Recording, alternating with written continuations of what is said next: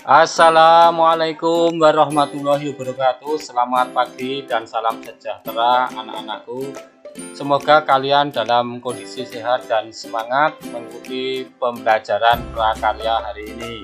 Jangan lupa tetap lakukan protokol kesehatan 5M. 1. Memakai masker. 2. Mencuci tangan. 3. Menjaga jarak. Yang keempat, menjauhi kerumunan.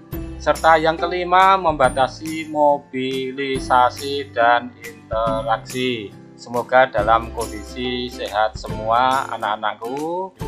Salam sehat dan semangat.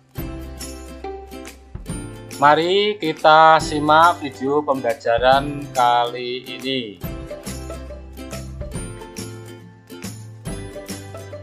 Prakarya kelas 8 SMP, aspek kerajinan, materi, karakteristik dan fungsi bahan lunak alami maupun buatan. Kompetensi dasar 3.1, memahami pengetahuan tentang jenis, sifat, karakter, dan teknik pengolahan bahan lunak seperti tanah liat, getah, lilin, clay polimer, clay tepung, plastisin, parafin, gips, dan lain-lain. 4.1, memilih jenis bahan dan teknik pengolahan bahan lunak yang sesuai dengan potensi daerah setempat, misal tanah liat, getah, lilin, clay polimer, clay tepung, plastisin, parafin, gips, dan lain-lain. Sedangkan tujuan pembelajaran kali ini anak-anak, setelah menyelesaikan rangkaian pada aktivitas pembelajaran, peserta didik dapat 1.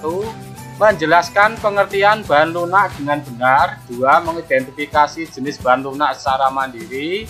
Yang ketiga, mendeskripsikan karakteristik bahan lunak untuk membuat kerajinan dengan baik. Dan yang keempat, menjelaskan fungsi kerajinan bahan lunak secara inovatif. Pemetaan kompetensi. Pemetaan kompetensi anak-anak ini berlaku untuk produk kerajinan bahan lunak, baik alami maupun buatan. Agar bisa membuat produk kerajinan bahan lunak, maka kalian harus memahami karakteristik dan fungsi bahan lunak tersebut dan memahami bahan dan alat kerajinan bahan lunak. Untuk membuatnya, anak-anak silahkan memahami pengertian dan jenis bahan lunak tersebut, kemudian memahami teknik dan prosedur pembuatan kerajinan, dengan mempertimbangkan memahami K3, keselamatan kesehatan kerja. Selanjutnya, anak-anak tetap fokus dalam pembelajaran ini. Produk kerajinan. Produk kerajinan adalah sebuah karya yang diperoleh dari usaha mengolah atau memproduksi benda dari bahan-bahan yang ada di sekitar kita, hingga menjadi sebuah karya yang baik, bermanfaat, memiliki daya guna yang tinggi, unik, menarik, dan indah. Prinsip kerajinan bahan lunak. 1. Prinsip keterampilan tangan. Pembuatan kerajinan bahan lunak menggunakan tangan-tangan yang handal. Yang kedua, prinsip keterampilan teknik. Pembuatan kerajinan dilakukan secara terus-menerus berdasar kecakapan teknik.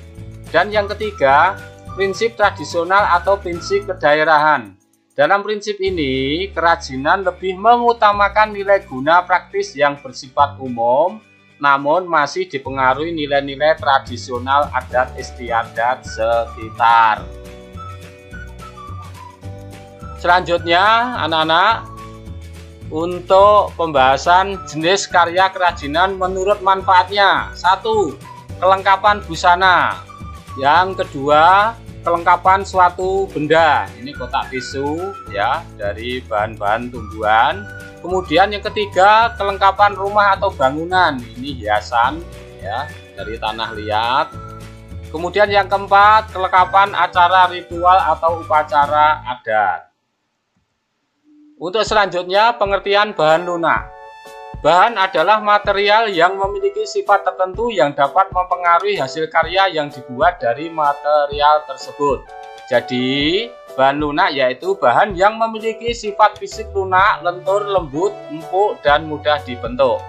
Bahan lunak yang digunakan dalam pembuatan produk kerajinan terbagi menjadi dua jenis sebagai berikut. 1. Bahan lunak alami.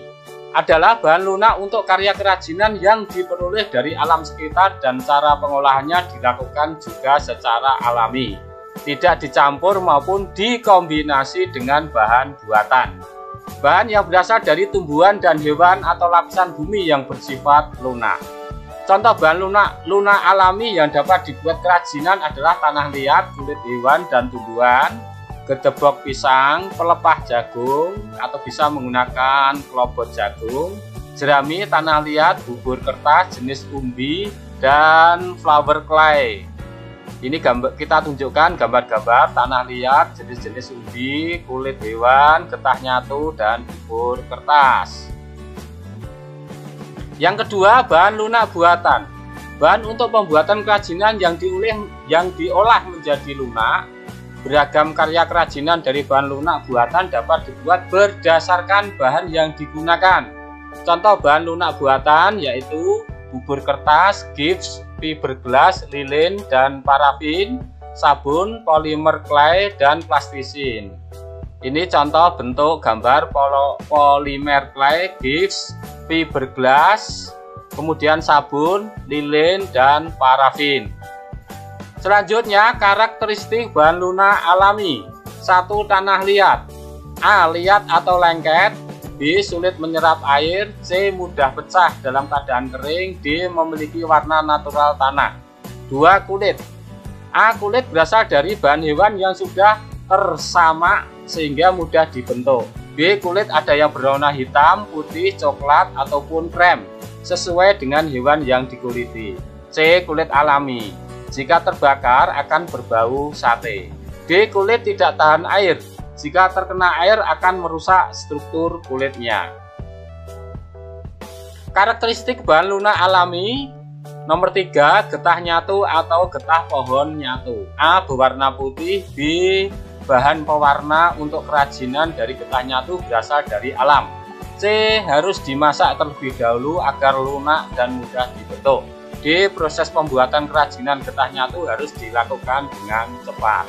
Kemudian yang keempat, flower clay atau tepung yang diuleni. A. Flower clay berasal dari adonan tepung yang dilumat hingga kalis dan mudah dibentuk. B. Flower clay juga dicampur dengan air. C.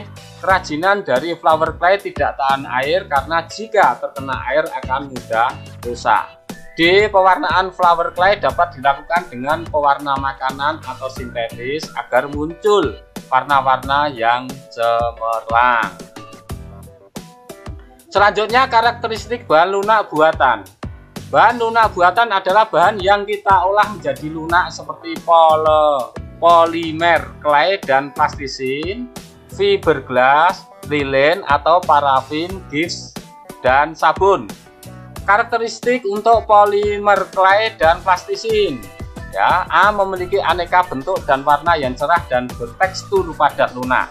B. Polimer clay tidak mengandung minyak, plastisin mengandung minyak. C. Pada saat pengeringan, polimer clay dapat mengeras sedangkan plastisin tetap seperti semula. Yang kedua adalah karakteristik fiberglass. A. Memiliki struktur cair dan akan mengeras bila sudah kering.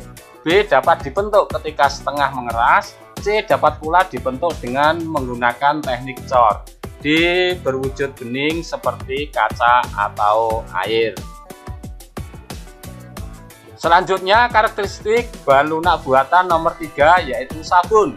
A. Sabun berwujud padat hingga dapat langsung diukir saat padat.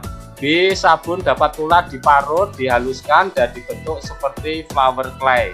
C. Sabun yang didiamkan akan mengeras.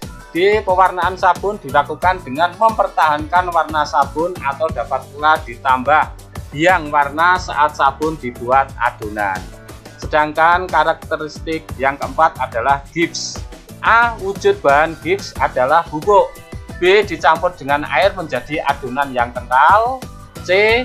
Adonan inilah yang akan mengeras jika didiamkan. Oleh karena itu, mengolah gips harus dengan cara dicor atau dicetak. D. Pewarnaan gips biasanya setelah produk jadi. E. Gips mudah pecah sehingga harus berhati-hati saat berkarya dengan bahan ini. Sampai bertemu di pembelajaran prakarya kelas 8 aspek kerajinan pada pertemuan yang kedua. Wassalamualaikum warahmatullahi wabarakatuh.